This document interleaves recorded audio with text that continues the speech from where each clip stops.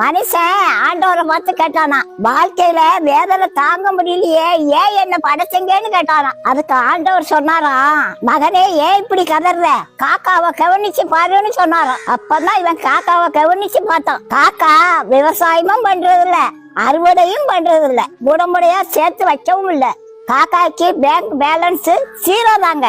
அதுக்கு பேங்க் அக்கௌண்டே கிடையாதுங்க. நம்புங்க, காக்கா போய் சொல்லாது. காக்கா யாராவது சாப்பாடு கொடுத்தா தனியா சாப்பிடாதுங்க. சித்தப்பாங்க ஓடிவாங்க, பெரியப்பாங்க ஓடிவாங்க, என் மச்சாங்க ஓடிவா, என் மாப்பிள்ளைங்க ஓடிவா, இந்த மகராச சோர்த்தராரு எல்லாரும் ஓடிவாங்க அப்படின்னு கூப்பிடும். ஒரு காக்கா செத்து போயிட்டா எல்லா காக்காவும் குப்பாடு போட்டு ஆடும். அதுக்கு கடனும் கிடையாது, சுகர் பிரஷர் வியாதியும் கிடையாது. அது வாடகை வீட்டுல குடியிருக்காது, எல்லாம் சொந்த வீடு. இத கவனிச்சு பார்த்த மனுஷன் எப்பேற்பட்டவன்னு தெரியுமா?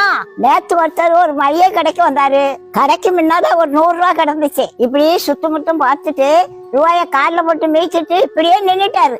அரை மணி நேரம் இப்படியே பாத்துக்கிட்டே இருந்தாரு. யாரும் பாக்கலன்னு உடனே எடுத்து பாக்கெட்ல வச்சுக்கிட்டாரு. யாரோ கடைக்கு வந்தவங்க விட்டுட்டு போன காசு தானே. இதுதான் மனுஷன். ஒரு தாய் வயிற்றுல பிறந்த அண்ணன் தம்பிங்க சொத்து பிரிக்கும் போது ஒரு வரப்ப விட்டு கொடுக்க அண்ணனுக்கு மனசு இல்ல, வெட்டு குத்து விழுதுங்க. அண்ணன் நாசமா போடணும்னு தம்பி சூனியம் வைக்கிறாங்க. கள்ள புருஷனுக்காக தான் புருஷனுக்கும் பிள்ளைகளுக்கும் விஷம் வச்சு கொள்ளுவாங்க. எந்த காக்காயாது புருஷனுக்கு பிள்ளைகளுக்கு விஷம் வச்சு கொள்ளுதா? பாத்தீங்களா காக்காய்க்கும் மனுஷனுக்குள்ள வித்தியாசத்தை? அதனாலதான் ஏசப்பா காக்கா பார்த்தாவது திருந்துங்கன்னு சொல்றாரு. காக்கா காலையில கண் முடிச்ச உடனே கர்த்தரை பார்த்து கர்த்தரே கர்த்தரேன்னு கத்தும். அதுதான் நமக்கு கான்னு கேக்குது. பல மனுஷன் கடவுளை நினைச்சு கூட பாக்குறது இல்ல. படைச்சவர் மேல பாரத்தை வச்சுட்டு ஒழுக்கமா வாழுங்க, வாழ்க்கையே இனிமையா மாறிடுங்க. மனுஷன் வெள்ளையா இருக்கான், அவன் இருதயம் பாலும் கிணறுங்க.